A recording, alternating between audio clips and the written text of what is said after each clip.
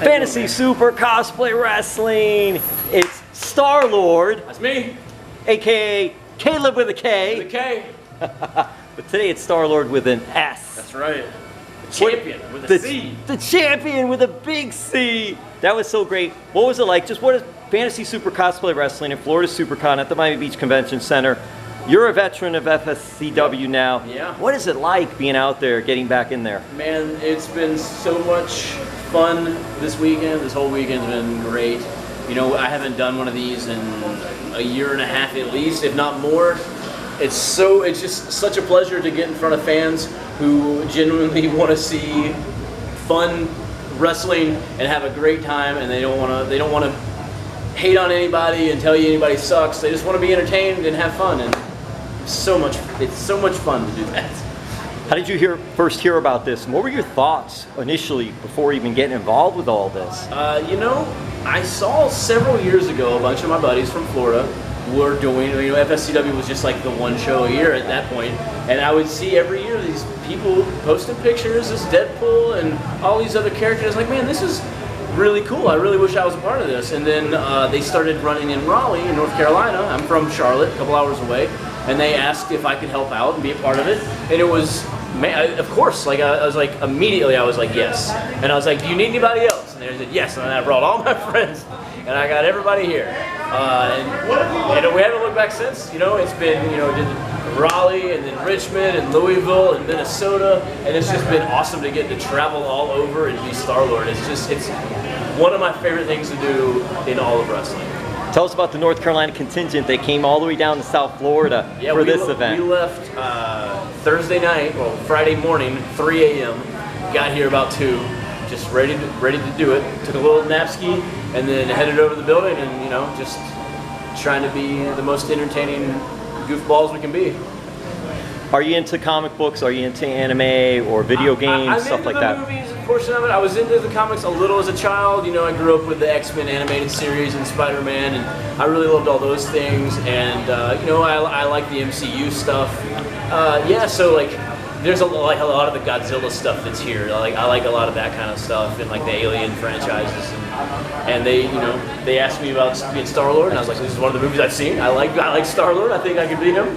And man, I can't even put into words like how much I enjoy doing this, especially tonight. Tonight was such a fun time. You resonate so well with Star-Lord, and that's why I'm glad you brought that up, because that's what I wanted to ask you about. Just how much of Star-Lord, a little bit of Star-Lord, or half of Star-Lord that we see is actually you being you. Yeah, it really is. Honestly, man, you know, not so much nowadays, but when I started 15 years ago, everyone, you know, wanted to be the badass. You know, they wanted to be like the MMA fighter. I have to look strong. I can't be funny. I can't be witty. It's just like, you know, I gotta be this guy. I gotta be tough all the time. And like, you know, I tried that, and I still kind of am a little bit. It's hard to be a professional wrestler. You're trying to beat people up and just kind of be goofy. And this allows me to be a complete goofball whenever I want, and I love it. Who are some of your favorite Fscw stars? Fscw stars? Man, I think Jude playing Loki is great. I think the whole Loki universe is pretty awesome. I just happen to be here with, you know, a lot of my friends I've known. Chamberlain, who what is it, Peacemaker? He's the new Peacemaker. I've known him for years, so it's cool to be able to work with him. Zane Riley's my tag partner on the Indies. He's been so for years. It's awesome.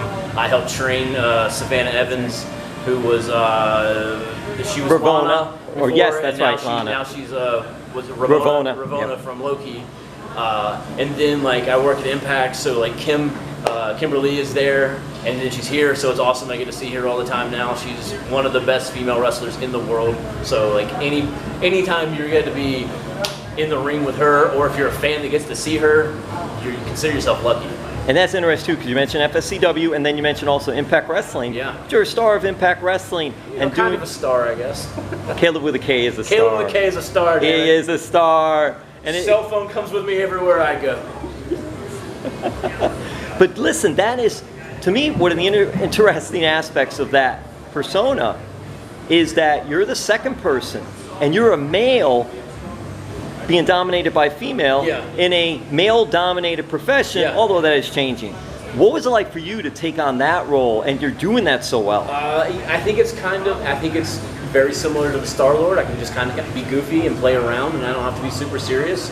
And I can just kind of like, you know, it's a lot of pressure sometimes to try to put on what a Dave Meltzer considers a 5-star match. It's a little bit of pressure to be like, I need to go out there and have a kick-ass 30-minute match, but it's kind of nice to just be like, hey, go have fun, make some people laugh, you know? What is it like working with Tennille?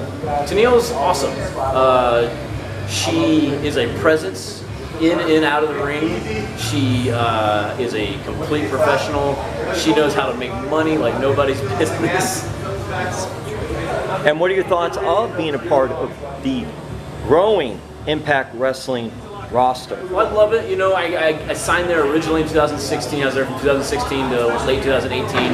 And it was fun, but they were going through a whole bunch of different management stuff. It was Dixie Carter, and then, you know, Jeff Jarrett came back, and Anthem. There was all this stuff. So it was a lot of turnover. It was a lot of, like, people didn't know exactly what was going on. But now it's kind of ironed out. We're on Access TV every Thursday at 8 p.m. And everyone kind of had, the ball is rolling, and everyone, you know, everyone's on the same page, and everyone's just working to have a better product. With the group that's behind Impact, and now everything's on board, and now you guys have worked with AEW, New Japan. Thank you. NWA? NWA stuff, yeah. Like it's super cool to see. You know, when I was a child, I would have loved to see ECW versus WCW versus WWE, and of course we got that with like the Invasion stuff, but that was all WWE stuff. These are all different companies, legit working together to try to strengthen everyone's fan base and bring more eyes to everybody's product, and it's super awesome. Did you ever think we'd see that? I never in a million years thought I'd see it. Even when it's happening, I'm like, well, this probably isn't gonna last much longer. And then it keeps on getting bigger, and the bonds go bigger, and it's super cool to see. We just saw a cool NWA Empower show, featuring all the women. And what were your thoughts on just how the women have taken off? And something about Impact Wrestling, that Knockouts division even years ago, Gail Kim, Awesome Kong, Madison Rayne, et cetera, they've almost springboarded.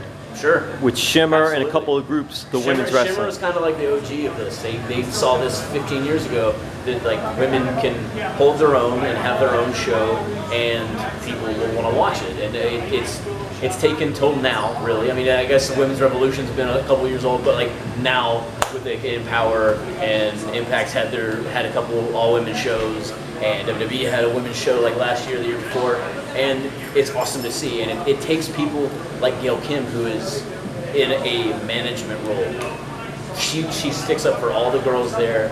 She fights and makes sure everyone gets their just due and gets their time on TV and everything. And it takes a woman in leadership, it seems, to make, it shouldn't be that way, but it takes a woman in leadership to really push for these girls, and they're killing it. They're killing it. So it's awesome to see that too. You mentioned about training and some of the ones that you've trained. Yeah. What is it like for you as a trainer compared to being out there and being in the spotlight?